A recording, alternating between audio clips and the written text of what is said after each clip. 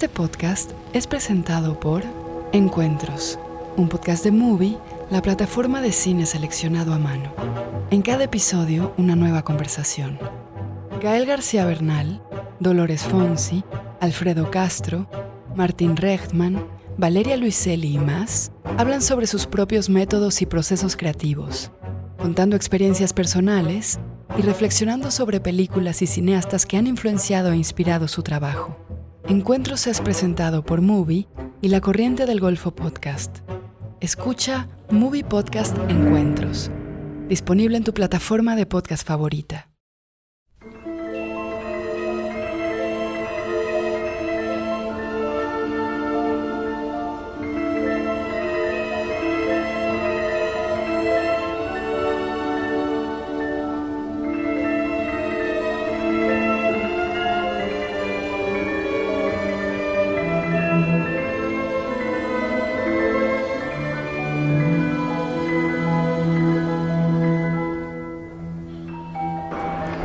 Hola, ¿cómo les va? Bienvenidas, bienvenidos a esta sexto episodio de Desde Cannes 2023.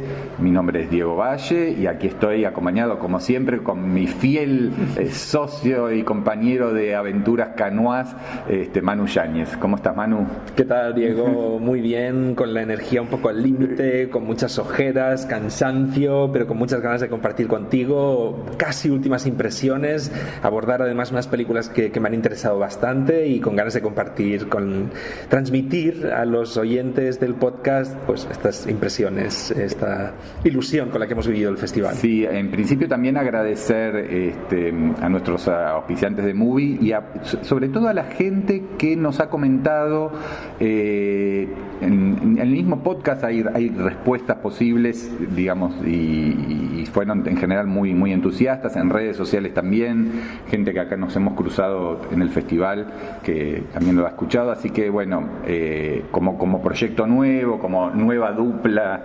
estamos muy agradecidos y muy felices por esto, por las repercusiones. Pero sí, y es genial porque Cannes a veces te hace sentir un poco solo. Es un festival que en su hostilidad yo creo que te empuja a un cierto aislamiento y sentir que estamos algo acompañados, que nos estáis escuchando, es una maravilla.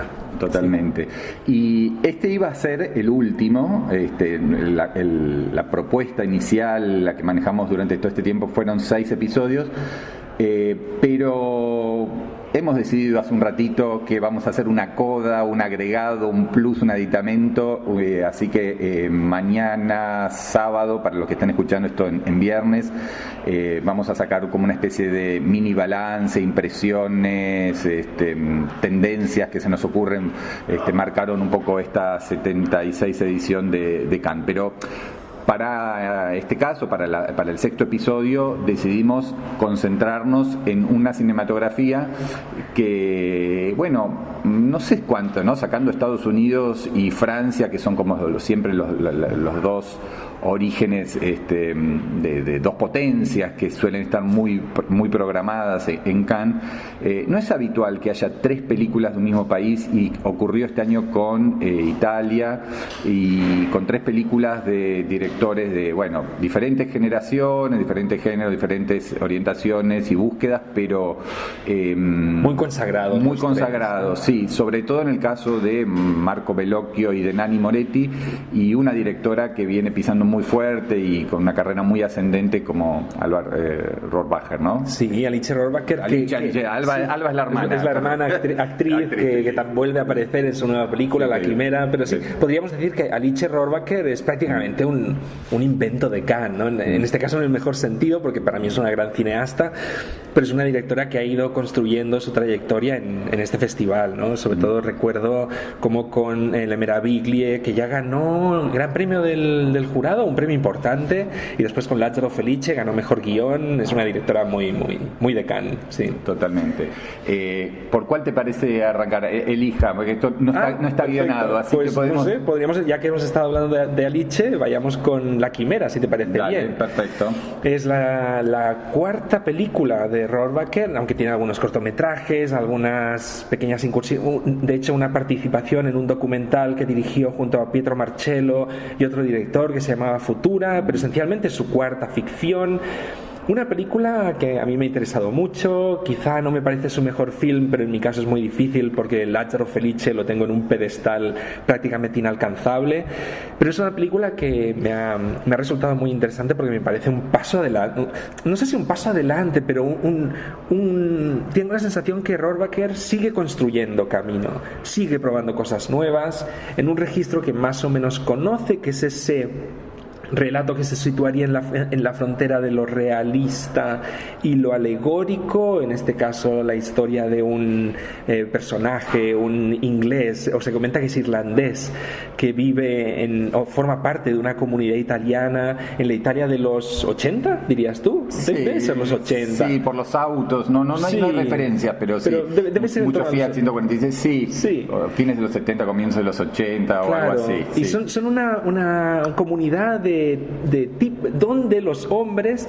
son calificados o forman una especie de banda de lo que ellos llaman tombarelli, que son ladrones de tumbas. Totalmente. Entonces aprovechan que este tipo irlandés, inglés, que aparentemente, por lo que se intuye al comienzo, ha salido de la cárcel, o sea que ya fue atrapado por esto que vamos a contar, a que se dedica, y que una compradora de arte, bueno, vamos a decir, él tiene una especie de olfato especial, un poder para descubrir o saber dónde puede haber enterrados objetos etruscos en esta zona tumbas. de tumbas acá en la zona de la Toscana.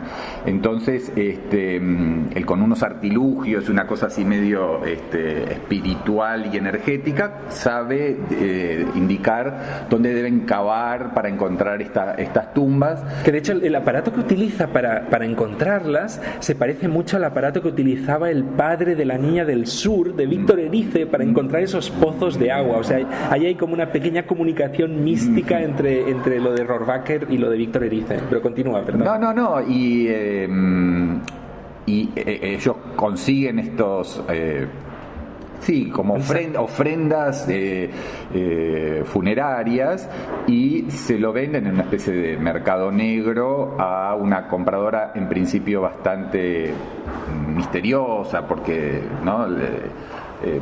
no se la ve todo, y bueno, y hay una cosa ahí como de misterio, sí, que maneja muy bien. Y este personaje, que es recibido por una familia que vive, como casi siempre pasa en las películas de Rohrabacher, en unas casonas impresionantes, pero muy venidas a menos, ¿no? Como muy, muy decadentes. Y mismo el personaje del inglés se lo ve como muy demacrado, siempre vestido con unos zapatos rotosos, un traje que supo ser, que tiene que ver, me parece, con la Italia, con la mirada que tiene ella de la Italia más tradicional, que ha perdido como su esplendor y su gracia, y de alguna manera sobrevive con este tipo de trabajo, pequeños robos, mercados negros, escapar de la policía, ¿no? Todo ese universo que ella construye un poco con elementos reales, porque esto es real, digamos, la cuestión de la arqueología,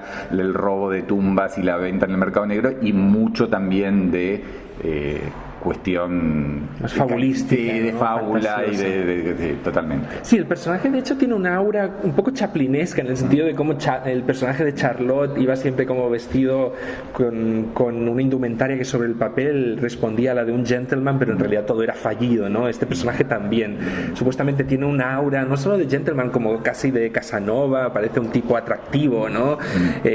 Yo creo que en algún punto también representa una cierta masculinidad perdida, ¿no? Es un tipo que tiene una aura de tipo duro, pero que está absolutamente extraviado en este universo en el que él siente, y es muy curioso esta cuestión del el don que tiene para encontrar estas tumbas llenas de secretos, de tesoros.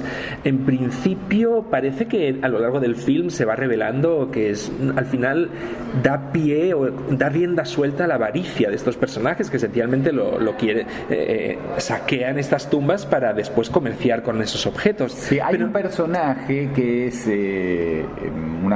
creo que es portuguesa, por como habla, que es madre de dos pequeños y que hay como alguna especie de acercamiento romántico entre ambos, pero ella ve ese universo. Ella trabaja como empleada doméstica en la casona que regentea o que maneja Isabella Rossellini, una Isabella Rossellini avejentada y que eso, con un montón de hijas rodeándola, y lo que esta chica portuguesa ve es que hay algo que no está bien, que más allá de la cuestión de la supervivencia y de generar recursos para gente pobre, saquear tumbas familiares y de alguna manera hacerse rico con ese recurso es algo que está mal ética, moralmente, y de alguna manera lo hace saber. Es como el contrapeso a todo ese universo de pequeños y no tan pequeños, porque después aparecen unos mafiosos un poco más pesados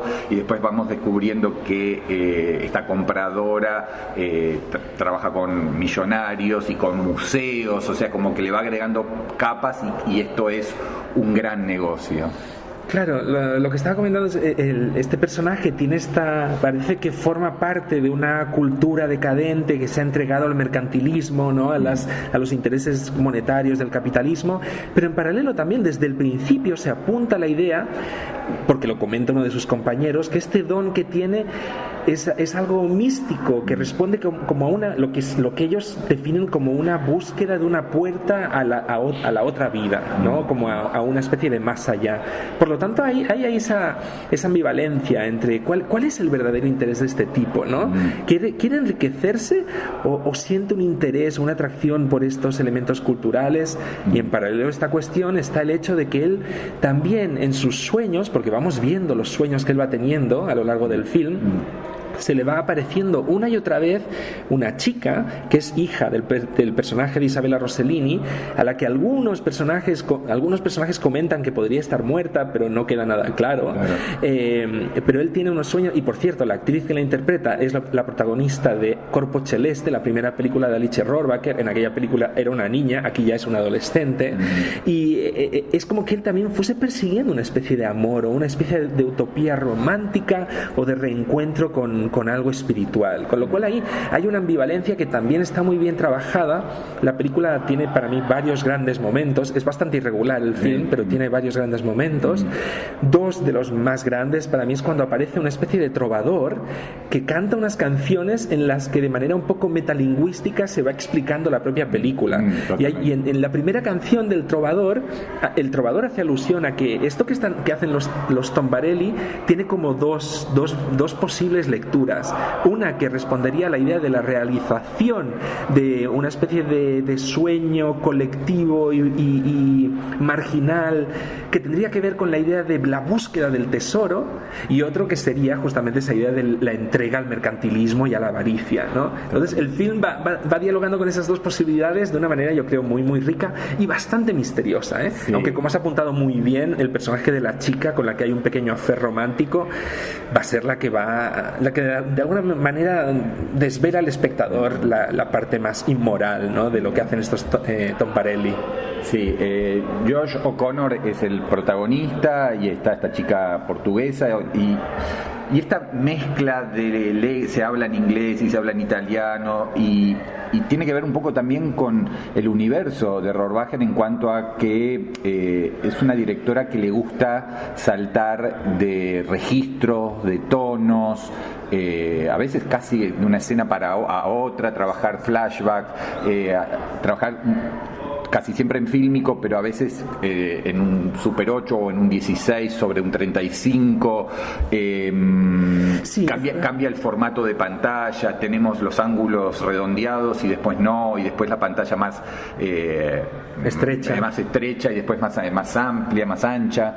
Así que es una directora que está todo el tiempo indagando, probando, arriesgándose, y bueno, cuando alguien hace ese tipo de cine es difícil conseguir una película que sea perfecta. Yo creo que Lázaro Felice funcionaba realmente los saltos temporales, en todo de una manera casi impecable. Esta se nota un poco más que hay cosas como encastradas, un poco con forceps, pero como decís, son grandes momentos y hay una gran fábula y la película nunca deja de fascinar y de tenerte ahí para entender ese universo que ella crea y todas las cosas que ella va agregando, esas capas temporales y temáticas y de personajes que va construyendo. Sí, estoy de acuerdo en que esta cuestión de la modernidad de Rohrwacher es algo que va ganando fuerza y más fuerza con cada nueva película, ¿no? En este film hay cosas para mí muy curiosas que incluso pueden no funcionar del todo, pero que son interesantísimas. La cuestión de que de repente los personajes rompen la cuarta pared y nos hablan a nosotros, al público, y se convierten como en narradores de la propia película. O yo creo que nunca antes había utilizado música tan bien como en este film. Hay un momento extraordinario en el que mete una música un tema de Kraftwerk, música me hizo acordar a aquel querido mes de agosto en algunas cosas, hasta con la película de Miguel Gómez, en cuanto a están las ferias locales, están las bandas, están los artistas, están los trovadores, está la música tradicional y la música moderna. Esa melange, esa mezcla, a mí en algunos aspectos, ¿no? Obviamente que la película de Rohrwacher va por otro lado. Sí, por ejemplo, cuando mete el tema de Kraftwerk, es interesante lo que apuntas de aquel querido mes de agosto, porque mientras estamos bien, empieza a sonar esa canción en un pasaje. Es una película muy fragmentaria, un pasaje en el que esta chica de origen portugués le presenta al protagonista lo que ella llama un diccionario intensivo sintético del italiano, y en realidad lo que está haciendo es explicarle gestos, el significado de los gestos, de toda esta gestualidad tan expansiva y tan pintoresca de los italianos, ¿no? Y empieza a sonar la música electrónica, un montaje bastante recortado, imágenes que se superponen unas con otras, los gestos con una libreta que van pasando las páginas y se van escribiendo los significados de esos gestos, y después saltamos a otro espacio y hay una elipsis fuertísima, todo metido dentro de este tema musical, ¿no? En ese sentido, la libertad del cine de Rohrwacher no deja de expresarse con mucha energía, ¿no? Sí. Y Rohrwacher aparece, Alba, ¿no? Al final de la película de Moretti, en una especie de procesión de amigos, una especie de marcha muy meta, sí, donde están todos intelectuales y gente que es amiga y que ha seguido y ha acompañado a Moretti en su trayectoria. Me parece un lindo link, porque evidentemente hay algo de las Rohrwacher ligada también a Moretti, no estilísticamente, no temáticamente, no generacionalmente, pero sí en cuanto hoy, por ejemplo, estaba leyendo que hicieron como una especie de conferencia conjunta hablando sobre la situación del cine italiano. Entonces me parece que hay alguna posible conexión ahí. Sí, la idea de la modernidad en los dos, o sea, en la película, el gran momento de la película de Nanni Moretti, que se llama El Sol dell'Avvenire, en España ya tiene el título de distribución, que será El Sol del Futuro. Para mí la gran escena de la peli de Moretti es cuando él va a una reunión él protagoniza el film y es un alter ego de sí mismo, y va a una reunión con unos ejecutivos de Netflix que de repente le empiezan a exigir que para entrar en la producción de su película tiene que haber arco dramático, que el personaje tiene que transformarse. Momentos what the fuck. Momentos what the fuck, sí. Y hay esta insistencia, es de las mejores escenas, no paran de decir. Sí, yo creo que la escena cómica y de alguna manera también política, pero básicamente cómica, una de las mejores de todo el festival, porque es increíble, es como estos gurúes del guión y de la narración y de cómo hacer una película desde el marketing y de la construcción narrativa, le exigen a un Moretti que haga lo que tiene que hacer, y él está entre la consternación, el enojo, la incredulidad, y sale como alguien al que la han apaleado, ¿no? En esa reunión, y me parece que es toda una declaración de principios, y que sea en una película que está en Cannes. Cannes es el último reservorio, esto es un pequeño paréntesis, que queda en los festivales de una gran muestra que se opone a que las películas de Netflix, después de ir al festival, salgan directo en la plataforma. Exigen que por lo menos en Francia tengan una distribución amplia y duradera. Netflix, por supuesto, se niega, y entonces las películas de Netflix no compiten y directamente ni participan en este festival, y entonces ahí están siempre Toronto, Venecia, San Sebastián, buscando las películas de Netflix que no pueden venir a Cannes por las diferencias que hay. Entonces me parece que alguna vez Almodóvar también habló del tema acá en Cannes, y Moretti lo hace directamente con su película, y tiene que ver con la última, yo creo, línea de resistencia a cierta cosa inevitable, y es algo que también tiene la película en general, ¿no? Es una película que trabaja, bueno, son varias, ¿no?, que hemos visto de películas de cine dentro del cine, ¿no? Hablábamos de Erice, hay un montón de películas que son sobre rodajes, y en este caso hay una, es desde Eloy, desde el Moretti, que está en crisis con su pareja de 40 años, que es Margherita Buy, que además es la productora de su película y de otras películas. Están filmando una historia muy extraña y muy específica, que tiene que ver con, en los años 50, la revolución húngara, digamos, el levantamiento contra el estalinismo, y qué ocurre con el Partido Comunista Italiano, y qué ocurre con l'Unità, que era el diario, digamos, del Partido Comunista, y qué pasa cuando justamente una compañía de circo de Hungría llega a Italia y se instala en un pueblo donde la mayoría son militantes del Partido Comunista Italiano, y esa es la película dentro de la película moretiana. Que también, digamos, ligándolo con lo de Rohrwacher, me parece una película de grandes momentos, de grandes escenas, pero me parece donde no todo fluye ni funciona de la manera que creo Moretti busca o desea. Sí, es una película, es 100% Moretti, tiene toda su... Puede llegar a parecer autocomplaciente el hecho de que él esté en todas las escenas, y es muy recurrente a lo largo del film que él de repente te empieza mostrando a lo mejor una escena de la película dentro de la película, o a otro personaje hablando, y él interrumpe la acción, ¿no? Es como que él tiene que imponer su última palabra, y ahí se puede ver incluso algo de autocomplacencia, pero yo creo que el film tiene también una altísima carga de autoironía, ¿no? Sí. De hecho, toda la cuestión, o sea, el corazón dramático del film son los problemas que tiene con su mujer en la ficción, Margherita Buy, y que tienen que ver con el hecho de que es intratable, que no es insoportable el tipo. Es un neurótico autoritario, insufrible, ¿no?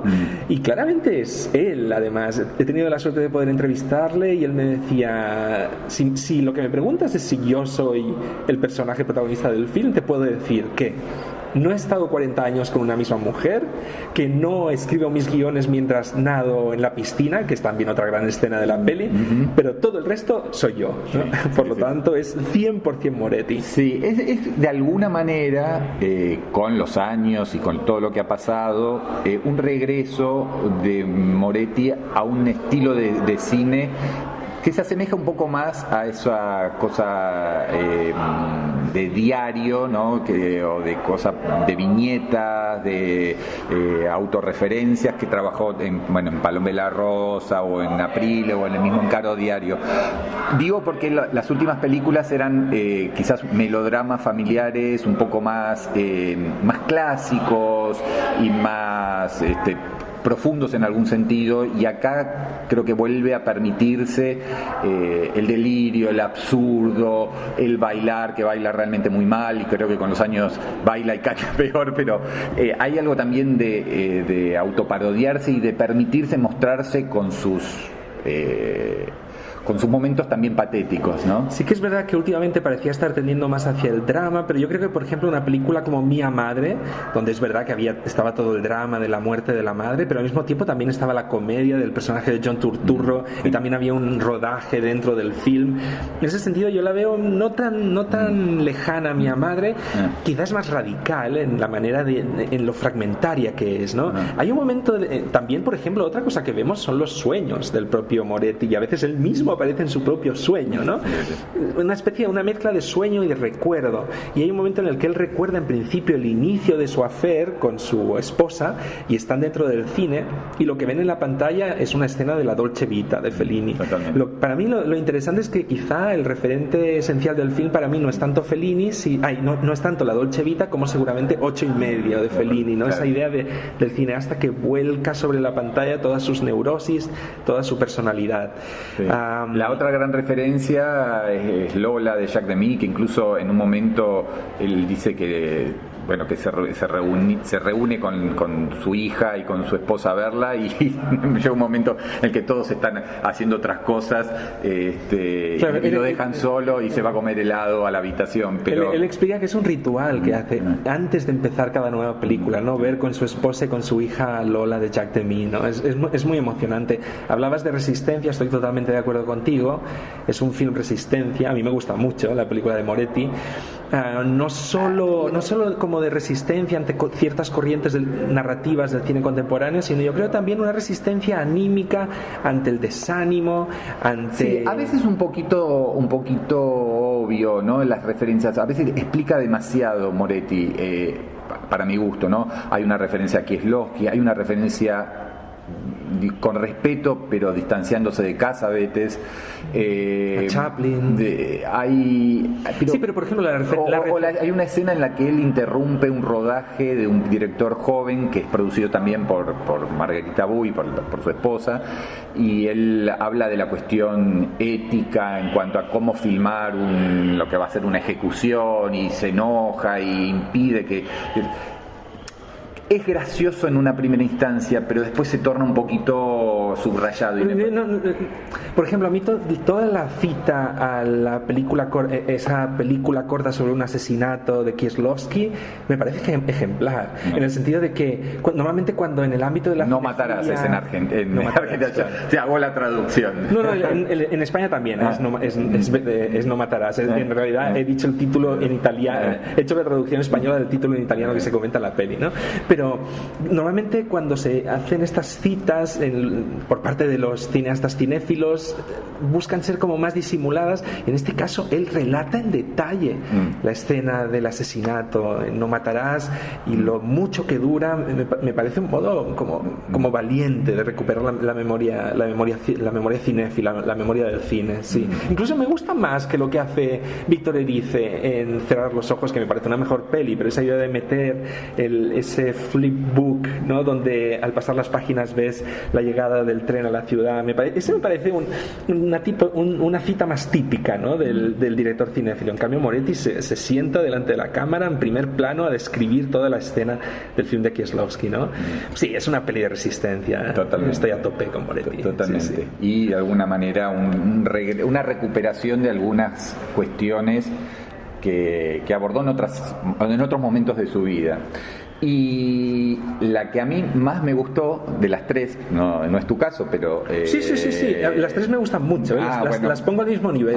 Bueno, es de un director que yo admiro y que no puedo creer la potencia, la calidad, la diversidad de los abordajes que viene sosteniendo, yo diría con un nivel muy alto. Obviamente hay mejores películas y otras no tanto, pero hace 60 años, porque su ópera prima y Puñintasca lo hizo con 20 y poquitos, y tiene 83. Se trata de Marco Bellocchio, y estrenó en la competencia un año después de haber hecho una miniserie extraordinaria sobre el caso Moro, sobre el secuestro y asesinato de Aldo Moro. Esternonote. Ahora hizo Rapito, secuestro. Una historia también inspirada en un caso real, por supuesto trabajada desde el hoy, y es un caso de 1857 en el que una familia de buen pasar, burguesa, judía, con creo que 8 hijos, se le aparece a este matrimonio en la casa los funcionarios y la policía diciéndoles que uno de sus hijos en verdad fue bautizado de manera secreta, y que por lo tanto la Iglesia Católica considera que el chico no es judío sino católico, y que se lo tienen que llevar. Ahí está, digamos, justificado el título, y lo que viene después es la apropiación por parte del Vaticano y específicamente del Papa, en primera persona, Pío IX, que lo toma como como un trofeo de guerra en algún sentido, y las dudas por un lado de este niño que luego se va convirtiendo en adolescente, y las luchas desesperadas, los intentos de los padres por recuperar, con el apoyo en algunos casos de referentes de la comunidad judía. Esto está ambientado en Bolonia, que es una ciudad que siempre ha sido muy combativa y foco, eje y germen de muchos movimientos populares de levantamiento. Y esto se aborda después más adelante en la película, una película de una potencia dramática, y yo realmente no dejo de admirar lo que Bellocchio ha construido en tantas décadas y en tantas películas. Sí, es una de esas películas que te aplasta en la butaca, ¿no? A golpe de primeros planos expresivos y sobre todo a golpe de un manejo de la música absolutamente operístico y contundente, ¿no? Además, claro, la historia que cuenta la película es tan espeluznante, ¿no? La sensación de impotencia que van experimentando los padres de este niño, ¿no? Al que no pueden recuperar pese a que le aman y que el niño los ama profundamente a sus padres, ¿no? Y porque hay algo como que yo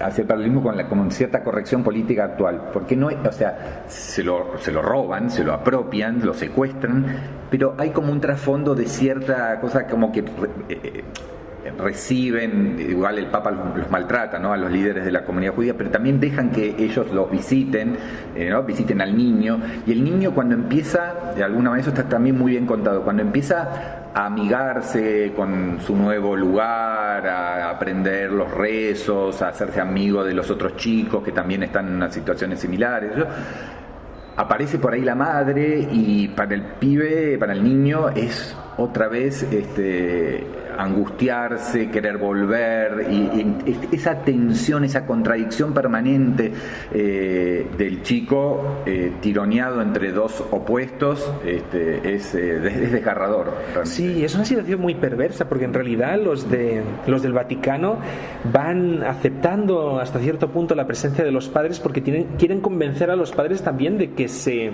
conviertan al catolicismo, claro, porque les prometen que si se convierten el niño podrá volver a la casa familiar. Tal cual. Entonces ahí hay un nivel de perversión que, gracias a Dios, es respondido con un espíritu justiciero por Bellocchio, ¿no?, cargando con muchísima potencia contra la malicia del Papa, ¿no?, y del estamento clerical. Y hay toda una zona después como de apoyo popular, hay un juicio, hay un levantamiento que tiene un nombre que yo ahora no lo conozco, pero por ahí lo puedo ahora googlear. Fue un levantamiento que hubo en Italia muy fuerte, inspirado en este caso, motorizado por este caso, y que en las escenas de callejeras, y eso también me hizo recordar un poco a ciertos momentos de Vincere. Filma mucho esto, le gusta, ¿no? Como algo que arranca en el seno familiar, después se transforma en una cosa de Estado, de iglesia, de justicia, y también de movimientos populares de protesta. Sí, yo creo que una de las grandes virtudes de esta película, ahí lo encontré, se llama para no dejarlo, se llama El Risorgimento, fue en 1861, que trajo aparejado, digamos, la unificación de Italia como un Estado secular. Ese es y la tesis de Bellocchio es que fue a partir de este caso, o este caso de alguna manera impulsó, potenció, subrayó y permitió que cambiaron un poco las cosas. Sí. Estaba apuntando, ¿no? Tranquilo, que la película trabaja, o sea, lo que a mí Bellocchio siempre me gusta más cuanto más expresivo y exuberante es, ¿no? Cuando no siente ningún límite, ninguna traba en la cuestión del realismo, ¿no? Y en ese sentido películas como Vincere, Sangue del mio sangue, o incluso Buongiorno Notte, el largometraje que hizo sobre el secuestro de Aldo Moro muchos años antes de hacer la serie Esterno Notte, tenían esa cuestión de de la fuga entre psicologista, onírica, donde se capturaba con toda la emoción un sentir que, como bien has apuntado, un sentir que nace de lo personal y que se traslada a lo colectivo, ¿no? Y a lo nacional. En este caso, yo creo, mis momentos favoritos de la película seguramente tienen que ver con los sueños que Bellocchio decide poner en escena, ¿no? Sueños del niño, donde el niño, cuando está en ese tránsito, en ese extraño lugar, ¿no? Entre los padres, la familia natural y esta familia adoptiva que es la iglesia, va sintiendo dudas, ¿no? O también, para mí, uno de los grandes momentos del film, el Papa le explica a su número 2, digamos, que está muy enojado por la reacción pública ante este episodio, ante el caso de este Edgardo, se llama el niño, y al parecer el número 2 le explica al Papa que en un teatro en Boston una troupe de socialistas está interpretando una obra de teatro donde se muestra la circuncisión del Papa, la idea de que de repente un grupo de judíos entra en la cámara del Papa y lo circuncida, y acto seguido hay una escena de sueño. No voy a entrar en más detalles, os podéis imaginar un poco por dónde va la cuestión, ¿no? Fue muy interesante. También tuve la oportunidad de entrevistar a Bellocchio y le preguntaba por esta escena, y él explicaba cuánto para él, lo importante que es para él el poder de la imagen, del sonido, de la música. Él decía, yo si pudiese hacer películas sin diálogos sería mi sueño, ¿no? Y es verdad que sus películas al final tienen mucho diálogo, porque hay mucha historia, mucho contexto, mucho que explicar y explicitar, pero esos momentos donde él se sirve de la música, de la energía del gesto, de la energía de la cámara para moverse por el espacio, para acercarse a los personajes, es un cineasta total, en el sentido de que le saca todo el partido al lenguaje cinematográfico, ¿no? Es una gozada ver sus películas. Así que bueno, este fue un poco el repaso del cine italiano en competencia oficial de esta edición 76 de Cannes.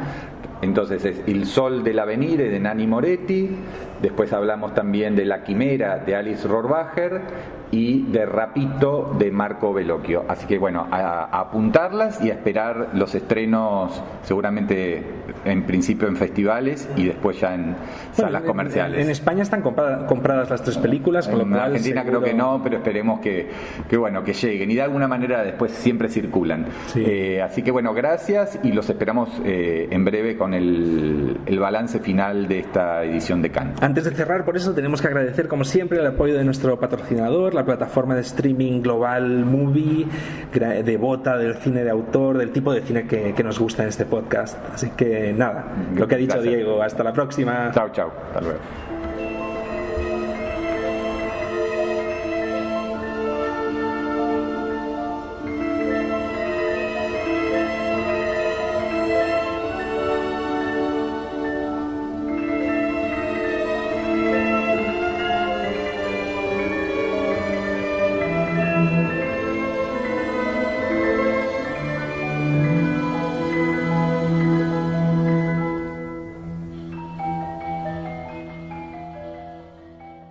Este podcast fue presentado por Encuentros, un podcast de Movie, la plataforma de cine seleccionado a mano.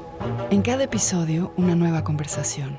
Mercedes Morán, Paulina García, Jairo Bustamante, Santiago Motorizado, Benjamín Neistat y más hablan sobre sus propios métodos y procesos creativos, contando experiencias personales y reflexionando sobre películas y cineastas que han influenciado e inspirado su trabajo.